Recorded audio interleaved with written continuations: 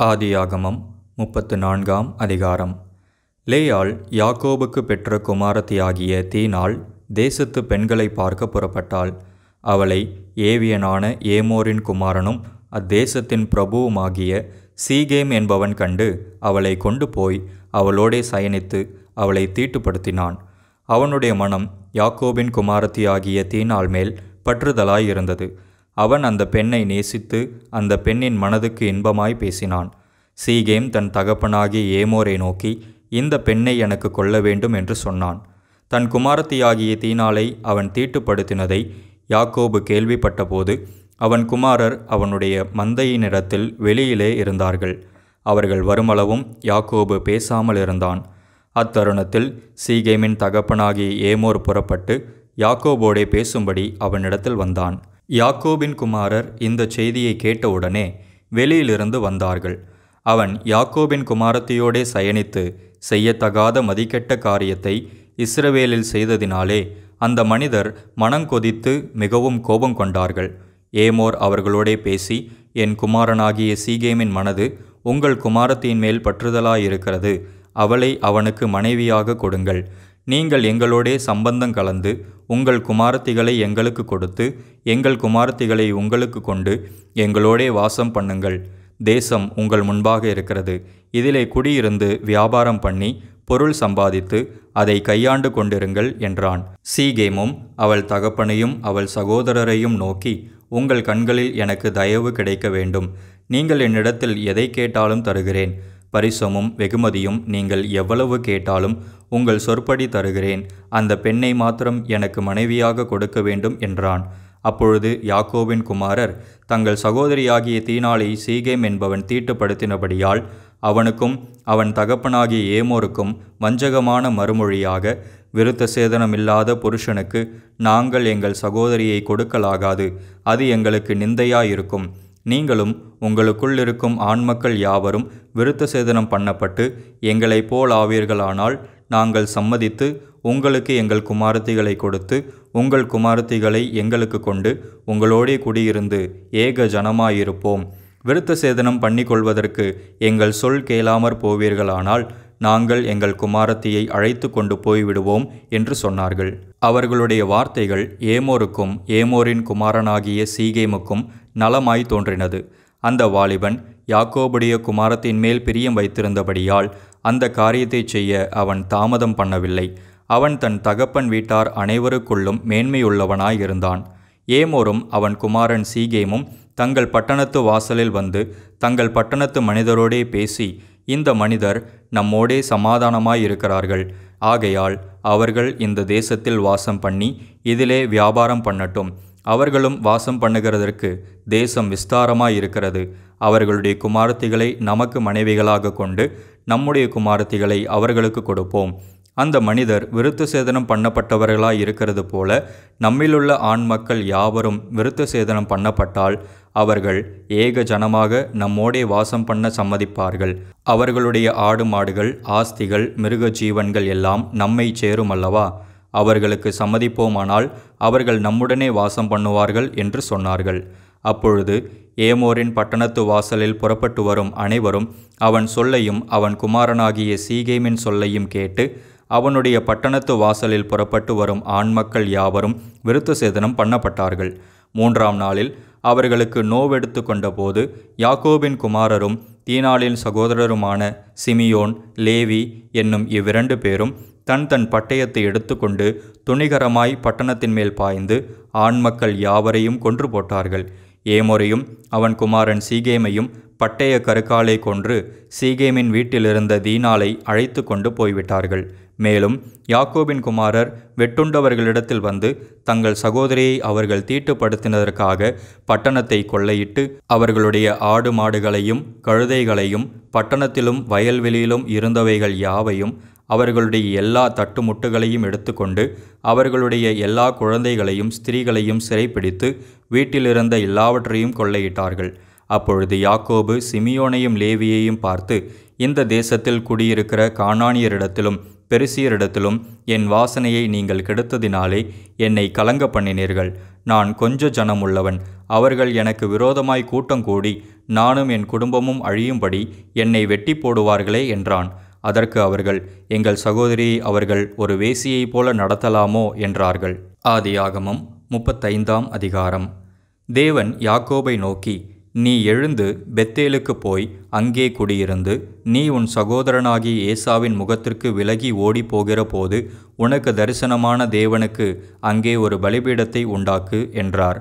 அப்பொழுது யாக்கோபு தன் வீட்டாரையும் தன்னோடே கூட இருந்த மற்ற அனைவரையும் நோக்கி, உங்களிடத்தில் இருக்கிற அந்நிய தெய்வங்களை விலக்கி போட்டு உங்களை சுத்தம் பண்ணி கொண்டு உங்கள் வஸ்திரங்களை மாற்றுங்கள். நாம் எழுந்து பெத்தேலுக்கு போவோம் வாருங்கள். எனக்கு ஆபத்து நேரிட்ட நாளில் என் விண்ணப்பத்துக்கு உத்தரவு அருளி செய்து நான் நடந்த வழியிலே என்னோடே கூட இருந்த தேவனுக்கு அங்கே ஒரு பலிபீடத்தை உண்டாக்குவேன் என்றான். அப்பொழுது அவர்கள் தங்கள் கையிலிருந்த எல்லா அந்நிய தெய்வங்களையும் தங்கள் காதணிகளையும் யாக்கோபிடத்தில் கொடுத்தார்கள். யாக்கோபு அவைகளை சீகேம் ஊர் அருகே இருந்த ஒரு கர்வாலி மரத்தின் கீழே புதைத்து போட்டான். பின்பு பிரயாணம் புறப்பட்டார்கள். அவர்களை சுற்றிலும் இருந்த பட்டணத்தாருக்கு தேவனாலே பயங்கரம் உண்டானதினால் அவர்கள் யாக்கோபின் குமாரரை பின்தொடராதிருந்தார்கள். யாக்கோபும் அவனோடே கூட இருந்த எல்லா ஜனங்களும் கானான் தேசத்திலுள்ள பெத்தேல் என்னும் லூஸுக்கு வந்தார்கள். அங்கே அவன் ஒரு பலிபீடத்தை கட்டி தன் சகோதரனுடைய முகத்துக்கு தப்பி ஓடின போது அங்கே தனக்கு தேவன் தரிசனமானபடியால் அந்த ஸ்தலத்திற்கு ஏல் பெத்தேல் என்று பெயரிட்டான். ரெபெக்காளின் தாதியாகிய தெபோராள் மரித்து பெத்தேலுக்கு சமீபமாயிருந்த ஒரு கர்வாலி மரத்தின் கீழ் அடக்கம் பண்ணப்பட்டாள். அதற்கு அல்லோன் பாகூத் என்னும் பேர் உண்டாயிற்று. யாக்கோபு பதான் அராமிலிருந்து வந்த பின்பு தேவன் அவனுக்கு மறுபடியும் தரிசனமாகி அவனை ஆசீர்வதித்து, இப்பொழுது உன் பேர் யாக்கோபு, இனி உன் பேர் யாக்கோபு எண்ணப்படாமல் இஸ்ரவேல் என்று உனக்கு பேர் வழங்கும் என்று சொல்லி அவனுக்கு இஸ்ரவேல் என்று பெயரிட்டார். பின்னும் தேவன் அவனை நோக்கி, நான் சர்வ வல்லமையுள்ள தேவன், நீ பலுகி பெருகுவாயாக. ஒரு ஜாதியும் பற்பல ஜாதிகளின் கூட்டங்களும் உன்னிலிருந்து உண்டாகும். ராஜாக்களும் உன் சந்ததியில் பிறப்பார்கள். நான் ஆபிரகாமுக்கும் ஈசாக்குக்கும் கொடுத்த தேசத்தை உனக்கு கொடுப்பேன். உனக்கு பின் உன் சந்ததிக்கும் இந்த தேசத்தை கொடுப்பேன் என்று சொல்லி தேவன் அவனோடே பேசின ஸ்தலத்திலிருந்து அவனை விட்டு எழுந்தருளி போனார். அப்பொழுது யாக்கோபு தன்னோடே அவர் பேசின ஸ்தலத்திலே ஒரு கற்றூனை நிறுத்தி அதின்மேல் பானபலியை ஊற்றி எண்ணெயையும் வார்த்தான். தேவன் தன்னோடே பேசின அந்த ஸ்தலத்திற்கு யாக்கோபு பெத்தேல் என்று பெயரிட்டான். பின்பு பெத்தேலை விட்டு பிரயாணம் புறப்பட்டார்கள். எப்ராத்தாவுக்கு வர இன்னும் கொஞ்ச தூரம் இருக்கும்போது ராகேல் பிள்ளை பெற்றாள். பிரசவத்தில் அவளுக்கு கடும் வேதனை உண்டாயிற்று. பிரசவிக்கும்போது அவளுக்கு கடும் வேதனையாயிருக்கையில் மருத்துவச்சி அவளை பார்த்து, பயப்படாதே, இந்த முறையும் புத்திரனை பெறுவாய் என்றாள். மரண காலத்தில் அவள் ஆத்துமா பிரியும்போது அவள் அவனுக்கு பெனோனி என்று பெயரிட்டாள். அவன் தகப்பனோ அவனுக்கு பென்யமீன் என்று பெயரிட்டான். ராகேல் மரித்து பெத்லகேம் என்னும் எப்ராத்தா ஊருக்கு போகிற வழியிலே அடக்கம் பண்ணப்பட்டாள். அவள் கல்லறையின் மேல் யாக்கோபு ஒரு தூணை நிறுத்தினான். அதுவே இந்நாள் வரைக்கும் இருக்கிற ராகேலுடைய கல்லறையின் தூண். இஸ்ரவேல் பிரயாணம் பண்ணி ஏதேர் என்கிற கோபுரத்திற்கு அப்புறத்தில் கூடாரம் போட்டான். இஸ்ரவேல் அந்த தேசத்தில் தங்கி குடியிருக்கும்போது ரூபன் போய் தன் தகப்பனுடைய மறுமனையாட்டியாகிய பில்காலோடே சயனித்தான். அதை இஸ்ரவேல் கேள்விப்பட்டான். யாக்கோபின் குமாரர் 12 பேர். யாக்கோபின் மூத்த மகனாகிய ரூபன், சிமியோன், லேவி, யூதா, இசக்கார், செபுலோன் என்பவர்கள் லேயாள் பெற்ற குமாரர். யோசேப்பு, பென்யமீன் என்பவர்கள் ராகேல் பெற்ற குமாரர். தான், நப்தலி என்பவர்கள் ராகேலுடைய பணிவிடைக்காரியாகிய பில்கால் பெற்ற குமாரர். காத், ஆசேர் என்பவர்கள் லேயாளின் பணிவிடைக்காரியாகிய சில்பால் பெற்ற குமாரர். இவர்களே யாக்கோபுக்கு பதான் அராமிலே பிறந்த குமாரர். பின்பு யாக்கோபு அர்பாவின் ஊராகிய மம்ரேக்கு தன் தகப்பனாகிய ஈசாக்கினிடத்தில் வந்தான். அது ஆபிரகாமும் ஈசாக்கும் தங்கியிருந்த எப்ரோன் என்னும் ஊர். ஈசாக்கு விருத்தாப்பியமும் பூரண ஆயுசும் உள்ளவனாகி 180 வருஷம் ஜீவித்திருந்து பிராணன் போய் மரித்து தன் ஜனத்தாரோடே சேர்க்கப்பட்டான். அவன் குமாரராகி ஏசாவும் யாக்கோபும் அவனை அடக்கம் பண்ணினார்கள். ஆதியாகமம் 36ஆம் அதிகாரம். ஏதோமியரின் தகப்பனாகிய ஏசாவின் வம்ச வரலாறு. ஏசா கானான் தேசத்து பெண்களில் ஏத்தியனான ஏலோனின் குமாரத்தியாகிய ஆதாளையும் ஏவியனாகிய சிபியோனின் குமாரத்தியும் ஆனாகின் குமாரத்தியுமாகிய அகோலிபாமாலையும் இஸ்மவேலின் குமாரத்தையும் நெபாயோத்தின் சகோதரியுமாகிய பஸ்மாத்தையும் விவாகம் பண்ணியிருந்தான். ஆதாள் ஏசாவுக்கு எலிப்பாசை பெற்றாள். பஸ்மாத்து ரெகுவேலை பெற்றாள். அகோலிபாமாள் எயூஷையும் யாலாமையும் கோராகையும் பெற்றாள். இவர்களே ஏசாவுக்கு கானான் தேசத்திலே பிறந்த குமாரர். ஏசா தன் மனைவிகளையும் தன் குமாரரையும் தன் குமாரத்திகளையும் தன் வீட்டிலுள்ள யாவரையும் தன் நாடு மாடுகளையும் மற்ற ஜீவ ஜந்துக்கள் யாவையும் தான் கானான் தேசத்திலே சம்பாதித்த ஆஸ்தி முழுவதையும் சேர்த்து கொண்டு தன் சகோதரனாகிய யாக்கோபை விட்டு பிரிந்து வேறே தேசத்துக்கு போனான். அவர்களுடைய சம்பத்து மிகுதியாயிருந்தபடியினால் அவர்கள் ஒருமித்து குடியிருக்க கூடாமற் போயிற்று. அவர்களுடைய மந்தைகளின் நிமித்தமாய் அவர்கள் தங்கியிருந்த பூமி அவர்களை தாங்கக்கூடாததாயிருந்தது.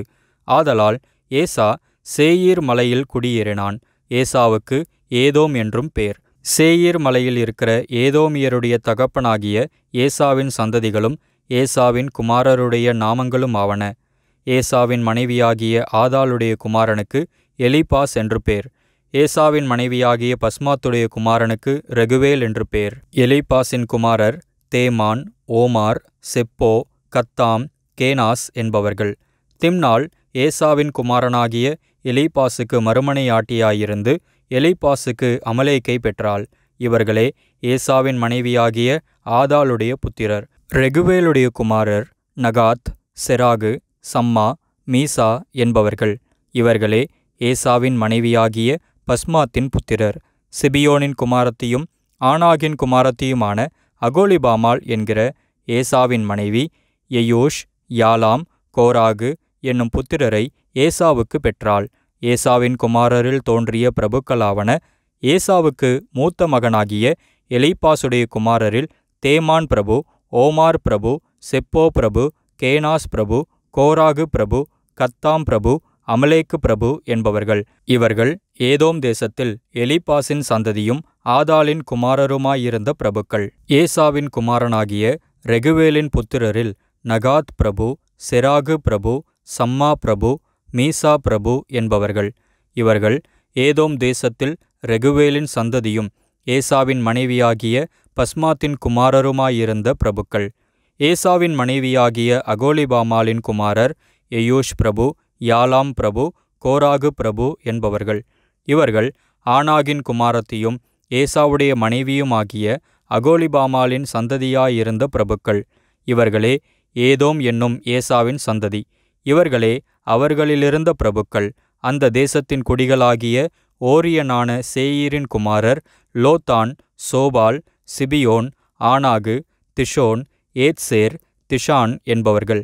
இவர்களே ஏதோம் தேசத்தில் சேயீரின் புத்திரராகிய ஓரியருடைய சந்ததியாயிருந்த பிரபுக்கள்.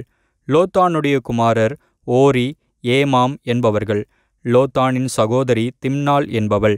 சோபாலின் குமாரர் அல்வான், மானகாத், ஏபால், செப்போ, ஓனாம் என்பவர்கள். சிபியோனின் குமாரர் அயா, ஆனாகு என்பவர்கள். வனாந்தரத்திலே தன் தகப்பனாகிய சீபெயோனின் கழுதைகளை மேய்க்கையில் கோவேறு கழுதைகளை கண்டுபிடித்த ஆனாகு இவன்தான். ஆனாகின் பிள்ளைகள் திஷோன், அகோலிபாமால் என்பவர்கள். இந்த அகோலிபாமால் ஆனாகின் குமாரத்தி. திஷோனுடைய குமாரர் எம்தான், எஸ்பான், இத்தரான், கெரான் என்பவர்கள். ஏத்சேருடைய குமாரர் பில்கான், சகவான், அக்கான் என்பவர்கள். திஷானுடைய குமாரர் ஊத்ஸ், அரான் என்பவர்கள். ஓரியரின் சந்ததியில் தோன்றிய பிரபுக்கள்: லோத்தான் பிரபு, சோபால் பிரபு, சிபியோன் பிரபு, ஆனாகு பிரபு, திஷோன் பிரபு, ஏத்சேர் பிரபு, திஷான் பிரபு என்பவர்கள். இவர்களே சேயீர் தேசத்திலே தங்கள் தங்கள் இடங்களில் இருந்த ஓரியர் சந்ததியான பிரபுக்கள்.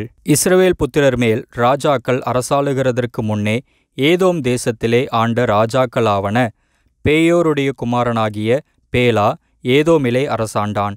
அவனுடைய பட்டணத்துக்கு தின்காபா என்று பேர். பேலா மரித்த பின் போஸ்ரா பட்டணத்தானாகிய சேராகுடைய குமாரனாகிய யோபாப் அவன் பட்டத்திற்கு வந்தான். யோபாப் மரித்த பின் தேமானிய தேசத்தானாகிய உஷாம் அவன் பட்டத்திற்கு வந்தான். உஷாம் மரித்த பின் மோவாபின் நாட்டிலே மீதியானியரை முறியடித்த பேதாதின் குமாரனாகிய ஆதாத் அவன் பட்டத்திற்கு வந்தான். அவனுடைய பட்டணத்துக்கு ஆவீத் என்று பெயர். ஆதாத் மரித்தபின் மஸ்ரேக்கா ஊரானாகிய சம்லா அவனுடைய பட்டத்திற்கு வந்தான். சம்லா மரித்தபின் அங்கே இருக்கிற நதிக்கு சமீபமான ரெகொபோத் என்னும் ஊரானாகிய சவுல் அவனுடைய பட்டத்திற்கு வந்தான். சவுல் மரித்தபின் அக்போருடைய குமாரனாகிய பாகால் கானான் அவனுடைய பட்டத்திற்கு வந்தான். அக்போருடைய குமாரனாகிய பாகால் கானான் மரித்தபின் ஆதார் அவனுடைய பட்டத்திற்கு வந்தான். அவனுடைய பட்டணத்துக்கு பாகு என்று பேர். அவன் மனைவியின் பேர் மெகதெபேல். அவள் மத்ரேத்துடைய குமாரத்தியும் மேசகாவின் குமாரத்தியுமாயிருந்தாள். தங்கள் பற்பல வம்சங்களின்படியேயும் வாசஸ்தலங்களின்படியேயும் நாமதேயங்களின்படியேயும் ஏசாவின் சந்ததியில் தோன்றிய பிரபுக்களுடைய நாமங்களாவன: திம்னா பிரபு, அல்வா பிரபு, ஏதேத் பிரபு, அகோலிபாமா பிரபு, ஏலா பிரபு, பினோன் பிரபு, கேனாஸ் பிரபு, தேமான் பிரபு, மிப்சார் பிரபு, மக்தியேல் பிரபு, ஈராம் பிரபு. இவர்களே தங்கள் சொந்தமான தேசத்திலே பற்பல இடங்களில் குடியிருந்த ஏதோம் சந்ததி பிரபுக்கள். இந்த ஏதோமியருக்கு தகப்பன் ஏசா.